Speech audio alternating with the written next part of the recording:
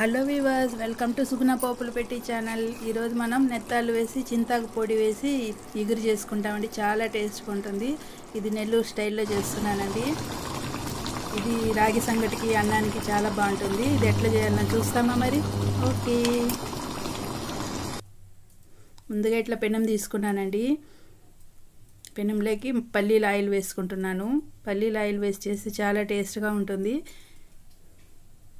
ఇప్పుడు ఆవాలు, జీలకర్ర, మెంతులు తీసుకున్నా.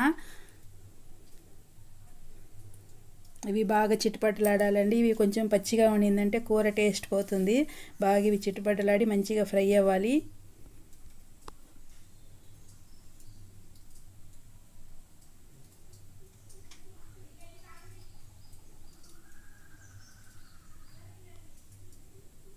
ఇప్పుడు సన్నగా కట్ చేసుకున్న ఉల్లిపాయలు వేసుకుంటాము.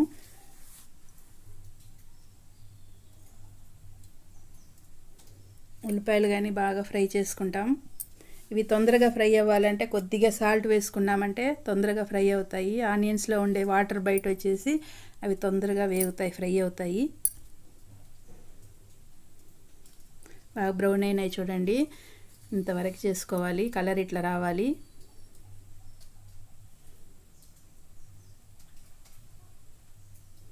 ఇప్పుడు వచ్చేసి ఒక పెద్ద టమాటో తీసుకొని అది కానీ సన్నగా కట్ చేసి పెట్టుకున్నామండి. అది యాడ్ చేసుకుంటాము.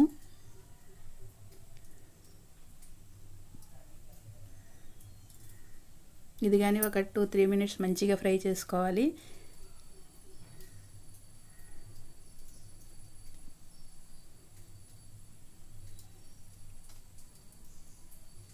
బాగా ఇట్లా ఫ్రై అయినాయి.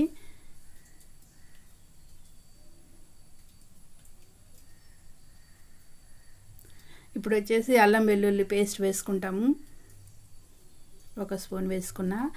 ఇది పచ్చివాసన పోయేంత వరకు మంచిగా ఫ్రై చేసుకుంటాం.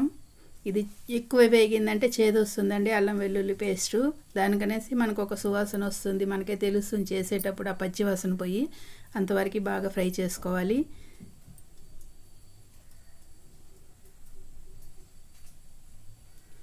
ఇప్పుడు ధనియాల పౌడర్ ఒక 2 స్పూన్లు వేస్తున్నా. ధనియాల పొడి వేసే దాంట్లో మనకి హెల్త్కి చాలా మంచిదండి, చలువ చేస్తుంది. ప్లస్ మనకి థిక్నెస్ ఇస్తుంది, గ్రేవీకి కానీ థిక్నెస్ ఇస్తుంది, టేస్ట్ ఇస్తుంది. మిర్చి పౌడర్ ఒక 2 స్పూన్లు వేసుకుంటున్నా. కారం ఎక్కువ అనుకున్నారంటే మీకు ఎంత కావాలో అంత వేసుకోవచ్చండి, ఎక్కువ తక్కువ మీ ఇష్టము. పసుపు వేసుకున్నా. ఇప్పుడు ఇది ఫ్రై చేసుకోవాలి. బాగా అడుగంటుతుంది కాబట్టి కొద్దిగా వాటర్ యాడ్ చేసుకుంటాము.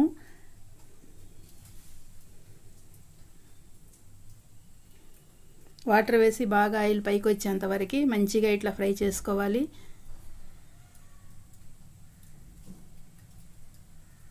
చూడండి, ఆయిల్ పైకి వచ్చింది. గమ్మగమ్మలాడుతుందండి పులుసు, కానీ చాలా బాగుంది వాసన.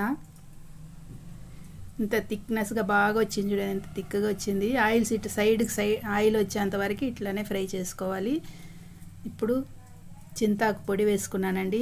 మీరు చింతాకు పొడి లేదా ఎండు చింతాకు పొడి అండి ఇది ఒకవేళ లేదంటే మీరు ఆమ్చూరు కానీ వేసి చేసుకోవచ్చు. ఇట్లనే పులుసు ఆమ్చూరు కానీ సేమ్ టేస్ట్ వస్తుంది. ఇది నెల్లూరు స్టైల్ కాబట్టి మనం చింతాకు పొడి వాడుతున్నాము. ఇప్పుడు మనకు వాటర్ ఎంత కావాలో అంత వాటర్ వేసుకుంటాం. ఇది వచ్చేసి మనం ఇగురు చేస్తున్నాం కాబట్టి కొద్దిగా తక్కువే వాటర్ వేసుకోవాలి.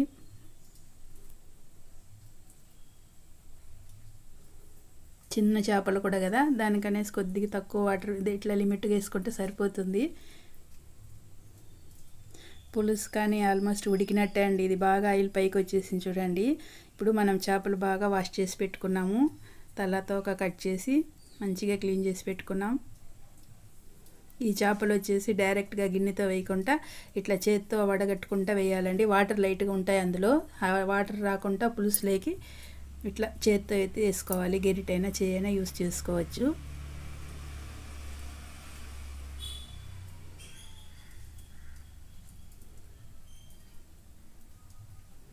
ఇప్పుడు వాటర్ ఉన్నాయి కదండి, డైరెక్ట్గా ఈ వాటర్ అట్నే వేసుకోకూడదు చేపలు, అందుకని నేను మీకు చూపెట్టాలని చూపెడుతున్నా. ఇప్పుడు స్టార్టింగ్ వేసినప్పుడైతే గెరిటితో ఇట్లా కలబెట్టచ్చండి. మళ్ళీ కలుపుకున్నామంటే చేప విరిగిపోతుంది.